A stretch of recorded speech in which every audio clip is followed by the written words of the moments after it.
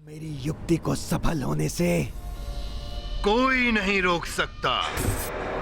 वहां शतानन उस वनवासी और उसकी सेना का अंत कर देगा, और जहां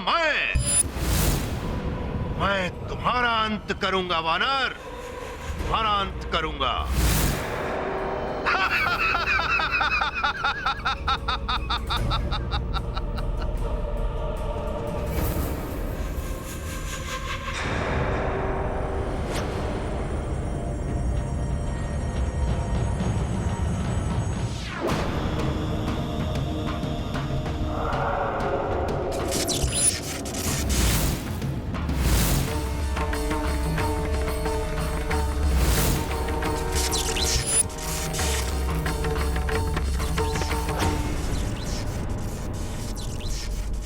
विभीषण जी व्याकुल दिखाई दे रहे हैं। कदाचित ये नहीं चाहते कि मैं ये मास्त्र चलाऊं। कदाचित प्रभु मेरी मनोदशा को समझ गए हैं। प्रभु रुक जाइए।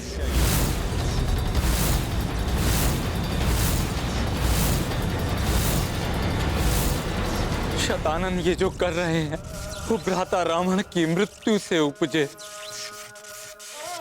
क्रोध एवं पीड़ा का परिणाम है। मेरे विचार से एक बार उन्हें समझाया जाना चाहिए। भ्राता रावण को भी आपने संभलने के अनेकों अवसर प्रदान किए थे।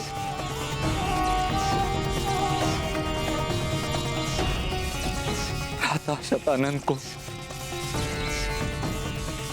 एक अवसर प्रदान कीजिए प्रभु।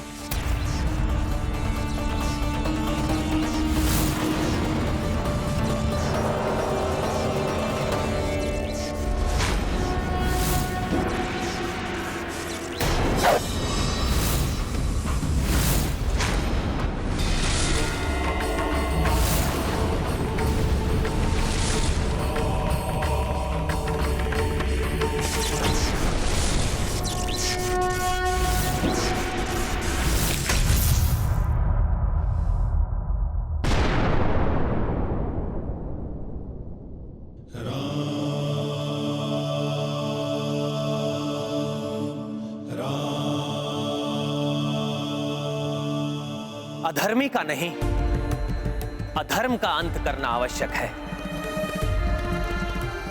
इसलिए विभीषण जी जाइए और अपने भ्राता शतानन को समझाइए। यदि वो अहंकार, अधर्म एवं क्रोध का त्याग करता है तो उसी क्षण ये युद्ध समाप्त हो जाएगा। धन्यवाद प्रभु। मुझे भ्राता शतानन के पास जाने की अनुमति दीजिए। मैं भी आपके साथ चलूंगा विभीषण जी। हो सकता है शतानन आप पर ही आक्रमण कर बैठे, तो आपकी सुरक्षा के लिए मैं तो उपस्थित रहूंगा आपके साथ। ये उचित है।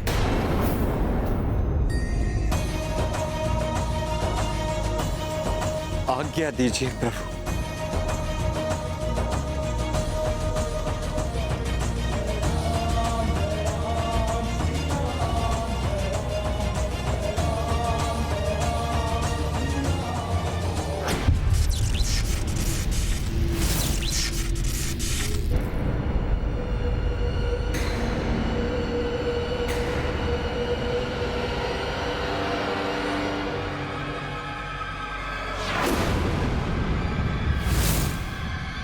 अभी तो अंधकार है। सातवें आदित्य के उदित होने में कुछ ही क्षण शेष है। फिर भी यहां शतानन का कोई प्रतिरूप दिखाई नहीं दे रहा है कहां शतानन?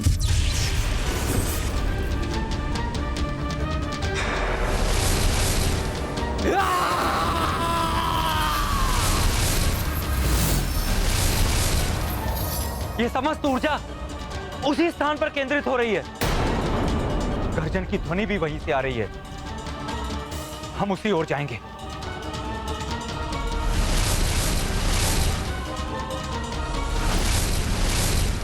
भ्राता शतानन, मैं आपका अनुज विभीषण आपसे शांति वार्ता करने आया हूं। कहां हैं आप? मैं आपसे भेंट करना चाहता हूं। भ्राता शतानन!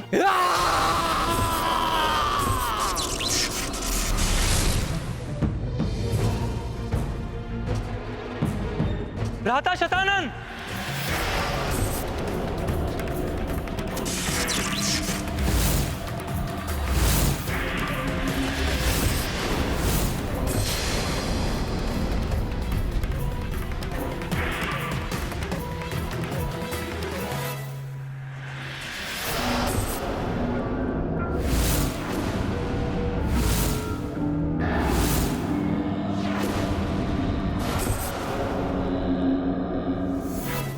प्रणाम भ्राता श्री।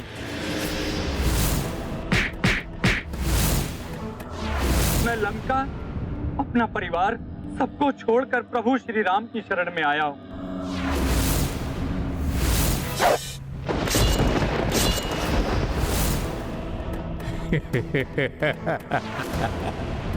बड़े मूर्ख हो तुम विभीषण। स्वयं अपनी मृत्यु को प्रणाम करने चले आए। भ्राता श्री, सबको खो चुका हूं मैं। आप ही मेरे शेष भ्राता हैं। आपको खोना नहीं चाहता, इसलिए आपको समझाने चला आया। मुझे समझाओगे तुम कुलघाती?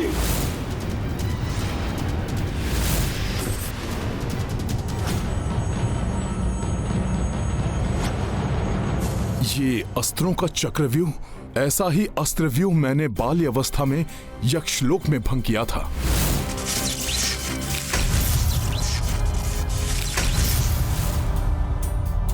देख क्या रहे हो वानर? अन्य लोकों की भांति यहां तुम्हारे प्रभु का नाम कोई काम नहीं आएगा। ये मेरा अस्त्र समाप्त कर देगा तुम्हें।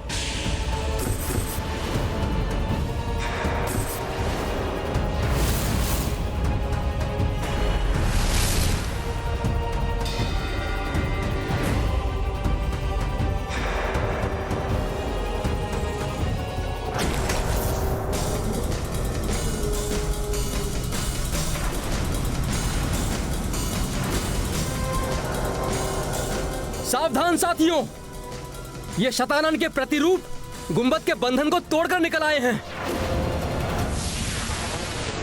अब मेरे एक संकेत पर मेरे ये मायावी अस्त्र तुम्हारे प्राणों को तुम्हारे शरीर से विलय कर देंगे।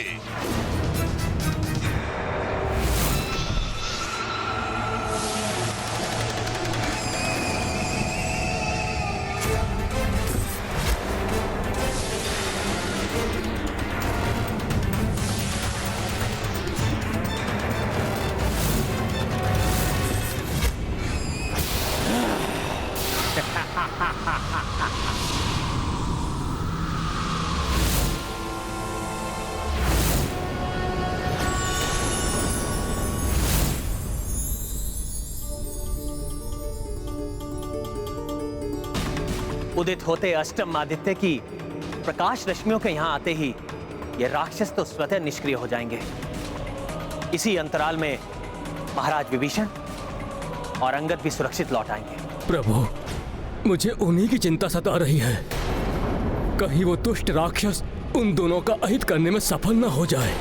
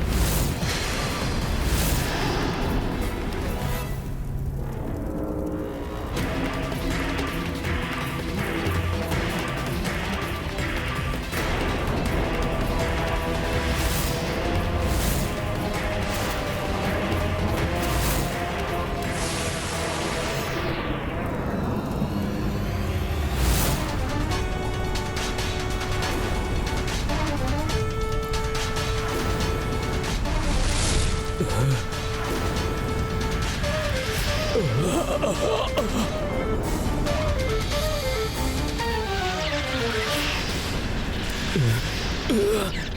घातक प्रकाश पुनः उत्पन्न होकर क्षति पहुंचा रहा है मुझे।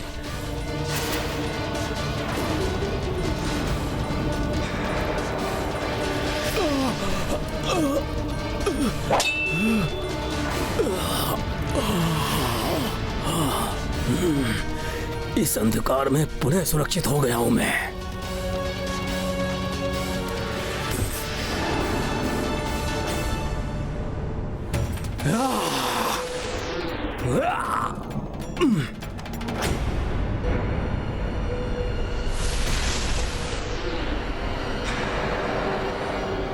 दुष्ट मायावी वानर, यहां से मुक्त हो गए हो, परंतु मेरे इस लोक से जीवित नहीं बच सकोगे। कुलघाती, भातृद्रोही, विभीषण, लुप्त होने दो ये प्रकाश, फिर अपने हाथों से अंत करूंगा तुम्हारा। रुकिए महाराज विभीषण।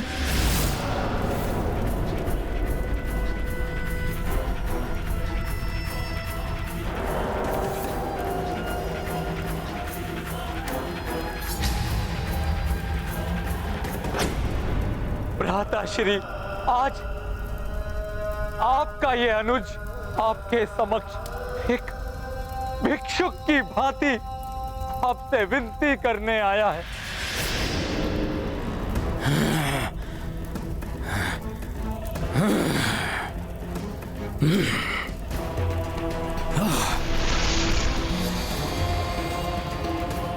आज तुम्हारी कोई चाल सफल नहीं होगी कुलघाती। एक पल के लिए अपना क्रोध, अपना प्रतिशोध त्याग दीजिए। आपका क्रोध और आपकी माया मुझे प्रभु श्री राम के कार्य को पूर्ण करने से नहीं रोक सकती मयासुर। इसलिए मैं पुनः आपसे निवेदन करता हूं, त्याग दीजिए अपने क्रोध को। आज यहां तुम्हारे काल से तुम्हारी भेंट का कार्य ही पूर्ण होगा वानर।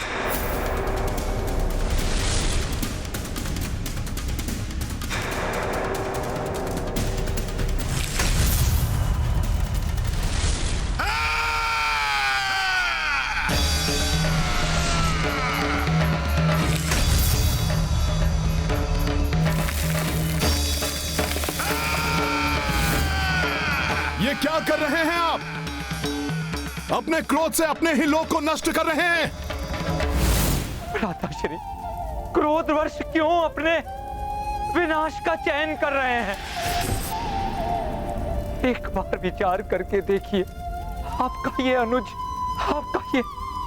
ये होते हुए कैसे देख सकता है?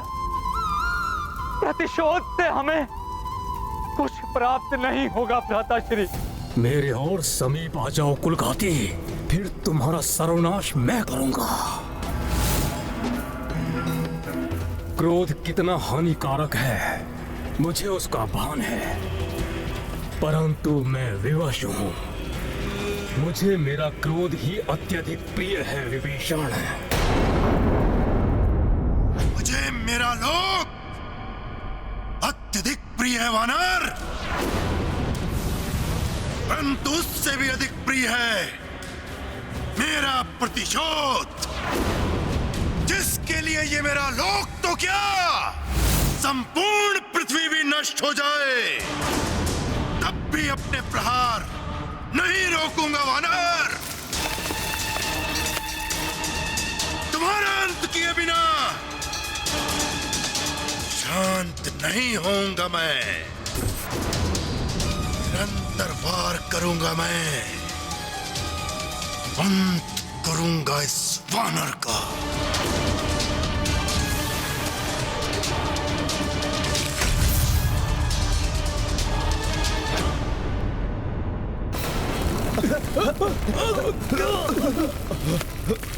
कैसा अनिष्टकारी भूकंपन है ये? सैनिकों, सैनिकों!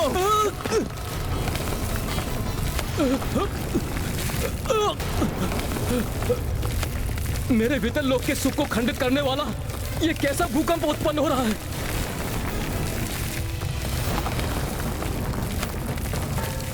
अचानक प्रकट हुए इस कंपन में तो हमारे अतल लोक के सौंदर्य को क्षति पहुंचा दी।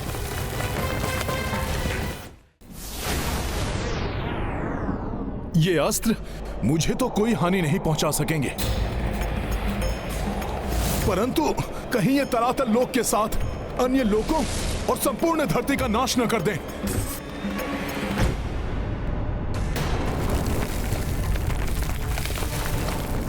मैं अपने स्थान से नहीं डिगूंगा, स्थिर रहकर सामना करूंगा प्रत्येक संकट का। भाभी माँ को कोई क्षति नहीं पहुंचने दूंगा। अब तो प्रभु राम के नाम की महिमा से ही ये विपदा दूर हो सकती है। जय श्री राम, जय श्री राम, जय श्री राम। संपूर्ण धरती, समस्त लोकों में वास करने वाले जीवों के हित के लिए मुझे इन अस्त्रों को प्रहार करने से रोकना ही होगा।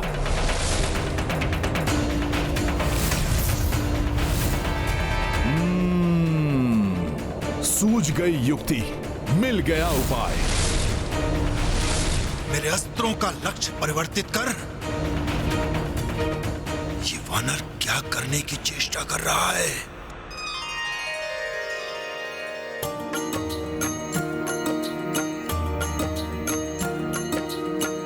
अंजनी सुत समभक्त ना होई,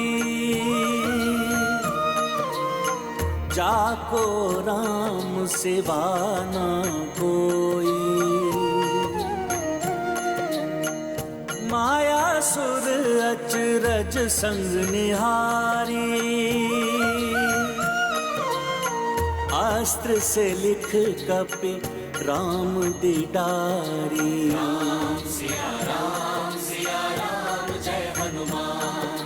राम सिया राम जय हनुमान। ये गाथा महाबली हनुमत की, रुचिकर लीला राम भगत की। जय जय जय रघुनंदन राम, जय जय जय महाबली हनुमान। जय जय जय रघुनंदन राम, जय जय जय महाबली हनुमान। धन्य है हनुमान, उन्होंने अपनी इस अद्भुत लीला से दर्शा दिया है कि यदि अस्त्र शस्त्र की शक्ति राम नाम से जुड़ जाए तो वो भी व्यर्थ संहार नहीं करती। इसलिए प्रत्येक शक्ति संपन्न व्यक्ति को राम नाम की शरण में जाना चाहिए, जिससे उसकी शक्ति अकारण विनाश नहीं अपितु संसार की सुरक्षा का कारण बनेगी। परंतु प्रभु, मुझे संदेह है कि इस राम नाम की अपार महिमा को मायासुर या सतानंद समझ सकेंगे। विभीषण, धर्म और अधर्म का कोई अर्थ नहीं है मेरे लिए।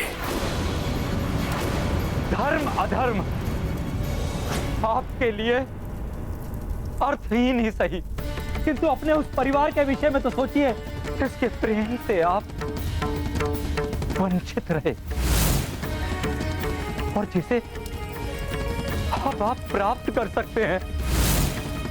मेरे अग्रज होने के नाते लंका के राज सिंहासन पर आपका ही अधिकार होगा और मुझे पुनः अपने अग्रज के सानिध्य में रहकर सेवा करने का सौभाग्य प्राप्त होगा।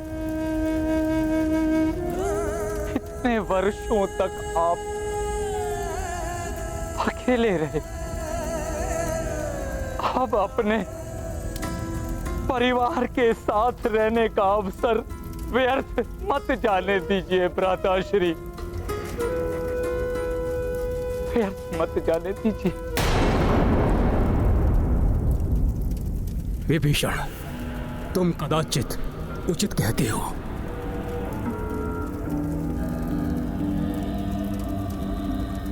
मुझे इस प्रतिशोध को भूलकर शेष बचे अपने परिवार के हित के बारे में सोचना चाहिए। विभीषण, अपने शब्दों से मेरे विवेक को जागृत करने के लिए तुम्हें कोटि कोटि धन्यवाद। प्रिय अनुज, अब इस सुख में अनुभूति को और बढ़ाने के लिए मेरे पास आ जाओ विभीषण। आओ मेरे भ्राता, तुम्हारा भाई तुमसे गले मिलना चाहता है।